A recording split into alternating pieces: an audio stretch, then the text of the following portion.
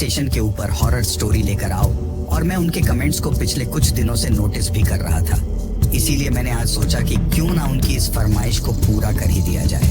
लेकिन उनकी इस फरमाइश को पूरा करने के लिए मुझे ज़रूरत थी एक ऐसी घटना की जो कि असल ज़िंदगी में किसी के साथ हुई हो, और फिर उस घटना को मैं कहानी के रूप में आपके सामने प्रस्तुत कर सकूं। पिछले 3-4 दिनों से मैं इसके बारे में खोजबीन कर ही रहा था कि तभी मुझे अचानक से याद आता है कि मेरे खुद के फूफा जी ही रेलवे डिपार्टमेंट में हैं।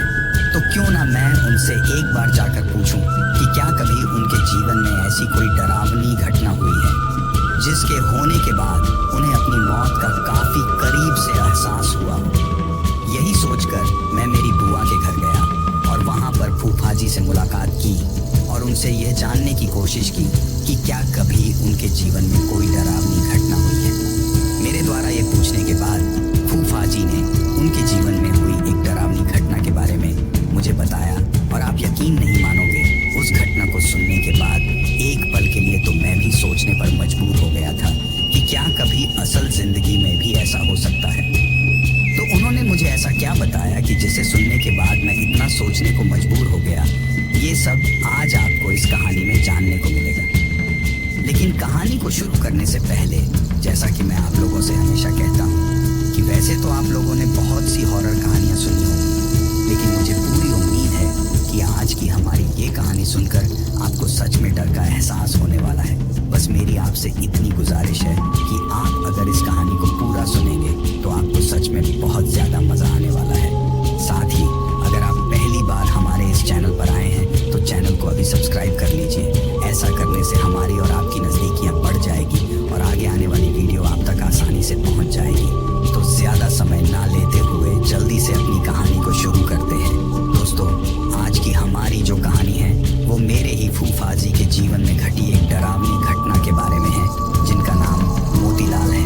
तो चलिए अब ये कहानी उन्हीं के पॉइंट ऑफ व्यू से सुनते हैं।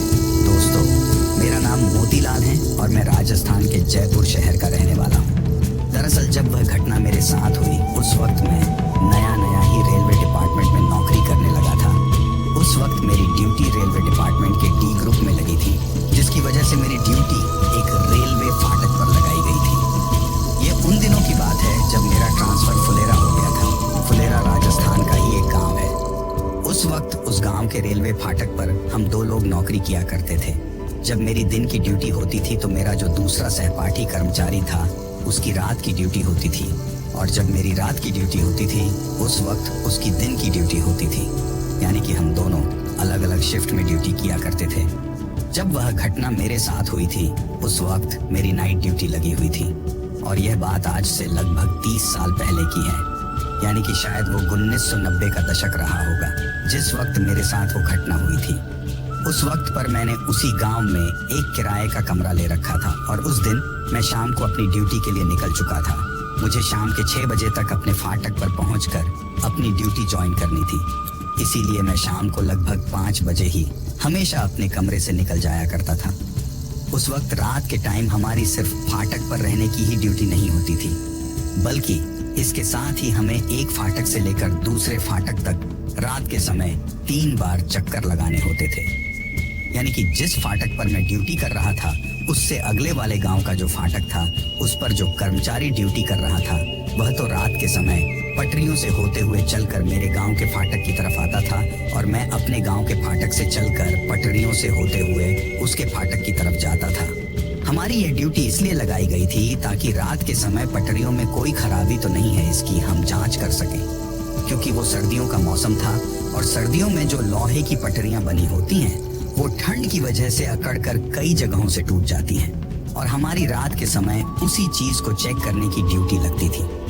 उन दिनों टॉर्च वगैरह तो होती नहीं थी, और हमें रेलवे की तरफ से एक लालटेन दी जाती थी जिसको जलाकर रात की पहली ट्रेन के गुजरने के बाद लगभग 10 बजे मुझे अपने फाटक से उस दूसरे गांव के फाटक की तरफ निकलना होता था, और रात को 1 बजे आने वाली ट्रेन से पहले एक चक्कर लगाकर मुझे वापस भी आना होता था। मेरे उस गांव से दूसरे गांव के फाटक के बीच की दूरी लगभग 3 से 4 किलोमीटर की थी, और उस दूरी को रात के उस घने अंधेरे में सिर्फ लालटेन की रोशनी में पटरियों को चेक करते हुए लगभग 3 घंटे में मुझे तय करना होता था, जिसमें आना और जाना दोनों चीज शामिल थी। जब उस गांव में मेरी ड्यूटी लगी थी तो शुरुआत के दिनों में तो सब कुछ ठीक था।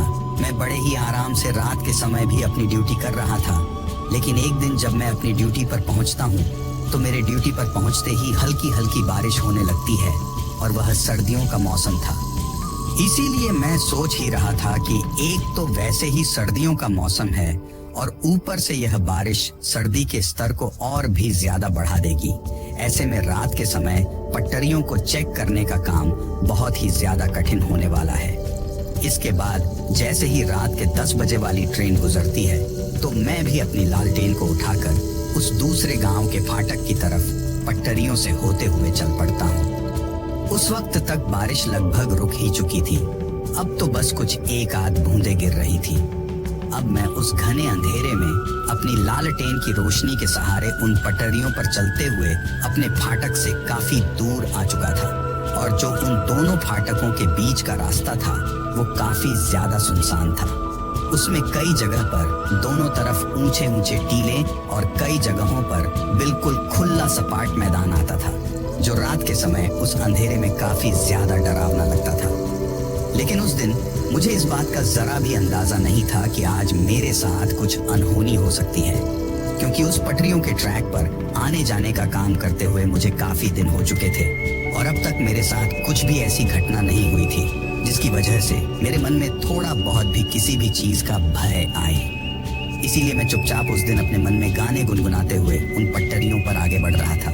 अभी मैं अपने तेज कदमों के साथ चल ही रहा था कि तभी मुझे मेरे कानों में कुछ आवाज सुनाई देती है और जब मैं अपने कदमों को रोककर उस आवाज को सुनने के बाद इधर उधर नजर घुमाकर देखता हूँ तो मुझे वहां पर कुछ भी दिखाई नहीं देता है।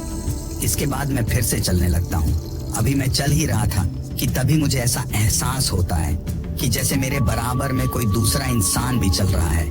लेकिन इस बार यह एहसास होने के बाद मैं रुकता नहीं हूँ बल्कि अपने तेज कदमों के साथ चलने लगता हूँ। अब जब मैं चल रहा था तो मुझे मेरे लालटेन की रोशनी में उस दूसरे इंसान की परछाई दिखाई देती है। तभी चलते चलते अचानक मेरी नजर थोड़ी ऊपर की तरफ